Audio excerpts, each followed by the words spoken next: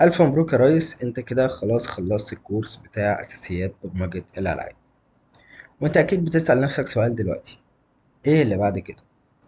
بص يا سيدي، الكورس اللي خلصناه ده كان بمثابة اننا فتحنا لك الباب، ادينا لك الأساس اللي أي مبرمج ألعاب محترف لازم يبدأ منه. لكن الرحلة لسه طويلة، والسؤال الحقيقي: انت عايز تمشي في أنهي طريق جوه صناعة الألعاب؟ خلينا أبسطها لك. في عندنا أول طريق من الطرق المشهورة، وهو طريق الكمبيوتر جرافيكس. لو لقيت نفسك مستمتع بفكرة ازاي البيكسل بيتلون، ازاي الخطوط والمضلعات بتتجمع وتبقى مشهد قدامك، يبقى هو ده طريق الجرافيكس. واللي بالمناسبة هو أصعب طريق، واللي بالمناسبة برضو هو أغلب طريق احنا اشتغلنا فيه في الكورس بتاعنا. أغلب الأكواد كانت مسؤولة عن الرسم. طيب، هنا لازم تبدأ بحاجة بسيطة. أول حاجة هتبدأ بيها وهي السوفت وير راسترايزيشن أو السوفت وير ريندرينج، وهي عبارة عن إنك بتبني برنامج من الصفر بيرسم مثلثات ونقط من غير أي مكتبات جاهزة، من غير ما تستخدم اوبن جي ال، من غير ما تستخدم فولكان، من غير ما تستخدم أي مكتبات جاهزة. ده هيفتح دماغك على الجرافيكس أكتر، وتقدر تشوف إيه اللي بيحصل جوه كارت الشاشة. في كتاب رهيب اسمه كمبيوتر جرافيكس فروم سكراتش، ده هيشرح لك الموضوع ده خطوة بخطوة. بعد كده، بعد ما تخلص الكتاب ده، تقدر تخش على موقع زي ليرن اوبن جي ال، واللي هتبدأ تتعلم منه الاوبن جي ال. ودي مكتبة هتديك القدرة انك ترندر او ترسم موديلات 3D حقيقية، وتبدأ تتعامل مع الشيدرز، واللي هي عبارة عن برامج مسؤولة انها تلون البكسلات اللي على الشاشة، زي بالظبط الفور لوبس اللي احنا استخدمناها في المشروع بتاعنا. لما تحس انك بقيت ثابت في الموضوع ده، تبدأ تخش في حاجة اصعب زي فولكن او دايركت اكس 12. ودي الادوات اللي بيستخدموها في الالعاب الحديثة علشان يتحكموا في كل تفصيلة صغيرة في الهاردوير. وفي السكة دي هتلاقي نفسك محتاج تقرأ كتب تقيلة زي ريل تايم ريندرينج أو جي بي يو جيمز. ودي كتب تقيلة جدا، وكتب بتتكلم عن نظريات أكتر منها كتب عملية. ودي حرفيا كتب بتوريك ازاي بقى التريبل اي ستوديوز بيعملوا الإبهار اللي انت بتشوفه في الألعاب الكبيرة. تاني طريق وهو طريق الماثيماتكس. الماثيماتكس أو الجيم ماس هي بتخش معاك في أكتر من حاجة. يعني هي مش طريق لوحده، هي حاجة ثابتة معاك. لو انت لاحظت ان اللي عجبك في الكورس هو المعادلات والزوايا وازاي الدنيا كلها مبنية على رياضيات، يبقى انت لازم تستثمر هنا. لازم تبدأ باللينير الجبر او الجبر الخطي، زي المتجهات، المصفوفات، الدورانات والزوايا. وعندك كتاب حلو جدا في الموضوع ده، هو كتاب 3D Math Primer for Graphics and Game Development. ده بدايتك الصحيحة في تعلم الرياضيات، واللي بالمناسبة حاجة صعبة. كتاب زي ده أنا نفسي عانيت معاه. بعد كده لما تحس إنك بقيت متين في الأساسيات زي الرياضيات والجرافيكس، ممكن تخش على توبكس أتقل في الرياضيات زي الكواترنيانز، 3D ترانسفورميشنز. وصدقني كل ما تتعمق في الرياضيات كل ما تبقى مبرمج ألعاب أقوى وعلى أرض ثابتة أكتر.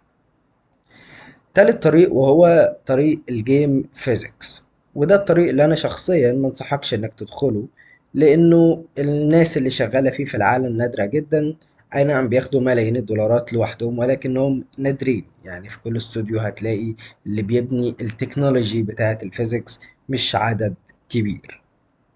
لو اللي شدك هو ازاي تقدر تخلي اللعبة تحسسك انها واقعية، التصادمات والحاجات دي كلها، واللي بالمناسبة ما استخدمناهاش كتير في المشروع بتاعنا، تقدر تبدأ بحاجة بسيطة زي اصطدام كورتين ببعض أو جسم يخبط في حيطة.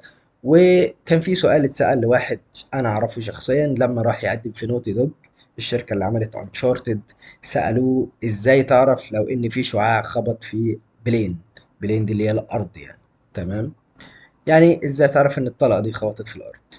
فده سؤال في صميم الجيم فيزيكس، فغالبا بيسألوا فيه برضه يعني، فلازم يكون معاك الأساسيات. طيب، في كتاب حلو جدا اسمه Game Physics Engine Development. هو بتاع واحد اسمه إيان ميلينغتون، دور على الاسم ده بالتحديد. والكتاب ده يعني أنا قلت حلو جدا، هو الصراحة هو سيء جدا بس مفيش غيره يعني، فلازم هتقراه بالذوق بالعافية. فهمته ما فهمتوش هتعيط جنبه، لازم هتقراه. ده هيديك الأساسيات بتاعة الجيم فيزيكس. بعد كده جرب تبني محاكاة لريجيد بودي، حاجة بسيطة 2D، ما تدخلش في تفاصيل كتير. يعني تخلي صناديق تخبط في بعضها، تتحرك بقوانين فيزيائية اللي هي الفيزياء الكلاسيكية بتاعت نيوتن.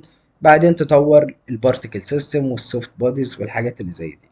كل مرة هتزود نظام جديد هتحس قد ايه الموضوع ده او الالعاب اللي كانت صعبة بالنسبة لك بقت مفهومة. اخر طريق، وهو ده الطريق اللي انصحك تدخل بيه مجال صناعة الالعاب، وهو ده الطريق اللي فيه شغل كتير، وهو طريق اللي اغلب الناس بتحبه بالمناسبة، وهو الجيم بلاي بروجرامينج. الجيم بلاي بروجرامينج علشان تشتغل فيه لازم من الاخر تعرض جيم بلاي سيستمز عندك على جيت هاب. بمعنى لازم تبني العاب بنفسك من الصفر زي ما احنا عملنا كده، زي اللعبة اللي احنا بنيناها دي. تمام. ممكن تبني جيمز بسيطة زي سنيك، بونج، سبيس انفيدرز، العاب صغيرة ولكن هتعلمك حاجات كتيرة. هتعلمك الاساسيات في كل حاجة زي الكولوجين ديتكشن من الفيزيكس، الانبوت هاندلنج من الكور انجن سيستم، والجيم لوب طبعا اللي هو ازاي تبني الجيم انجن. بعد كده ممكن تجرب تعمل حاجات بسيطة في الفيزيكس زي بارتيكل سيستم. أكيد اللعبة بتاعتك مثلا لما تخبط في حاجة أو طلقة مثلا تخبط في العدو هيطلع شوية دم مثلا. تمام، فلازم تتعلم ازاي تعمل بارتيكل سيستم زي شرارة، نار، دخان بيخرج. الموضوع ممتع وهيعلمك الابديت سيستمز. بعد كده ممكن تدخل على الانيميشن سيستم، زي انك تبني سبرايت انيميشن سيستم للشخصيات من الصفر. وعملنا ده فعلا في الكورس بتاعنا، ولكن بشكل بسيط. انت راح تعمل ده على سكيل اعلى بكتير. تمام. زي انك تقدر تضيف بعد كده ستيت ماشين زي اللي موجودة في يونيتي انجن، او ممكن تعمل انيميشن انجن من الصفر لو انت حابب. واخيرا لما تحس انك جاهز في كل الكلام ده ممكن تبني entity component system او ECS system، وده الجلو حرفيا بتاع الجيم انجن، الصمغ اللي بيمسك كل السيستمز ببعضها. الطريق بتاعك للتريبل اي جيمز صعب ولكنه مش مستحيل. طيب ازاي كل اللي احنا اتعلمناه ده يقدر يوصلنا احنا نشتغل في تريبل اي استوديو او نبني بروجكت ضخم، او على الاقل لو عملنا لعبة اندي نقدر نوصل لاخرها ونبيعها كمان. يعني نقدر نبقى أقوياء كفاية إن الاستوديو بتاعنا جاهز إنه يشتغل على اللعبة لدرجة إنه يعمل لها شيبنج في الآخر. أول حاجة لازم تكون قوي في السي بلس بلس. ده مش أوبشن. أنا ما قلتش إنك تكون بتعرف تكتب كود سي بلس بلس، أنا قلت إنك تكون قوي في السي بلس بلس، والدنيا كلها تشهد لك إنك تكون قوي في السي بلس بلس. عندك كتاب زي سي بلس بلس افكتيف هيبقى صاحبك في الرحلة. تاني حاجة لازم يبقى عندك بورتفوليو مليان مشاريع، مش بس لعبة ولا اتنين، لا ألعاب صغيرة كتيرة، سيستم زي بارتيكل سيستم، انيميشن سيستم، جيم انجن صغيرة، انجنز مش انجن واحد. كل ما تحط شغل اكتر كل ما تبقى اقوى قدام اي شركة. تالت حاجة لازم تتعلم جيم انجنز كبيرة زي انريل انجن او يونيتي انجن، والهدف هنا انك مش تعتمد عليهم. الهدف هنا انك تفهم ازاي الانجنز الضخمة دي اتبنت، وازاي بتتعامل مع الموضوع على سكيل كبير. في الاخر الكورس ده كان البداية ليك في مجال تطوير الالعاب، لكن اللي هيحدد مستقبلك دلوقتي مش احنا، بالعكس هو انت. الطريق قدامك والخيارات بين ايديك، والسؤال الحقيقي انت هتختار تمشي في انهي سكة.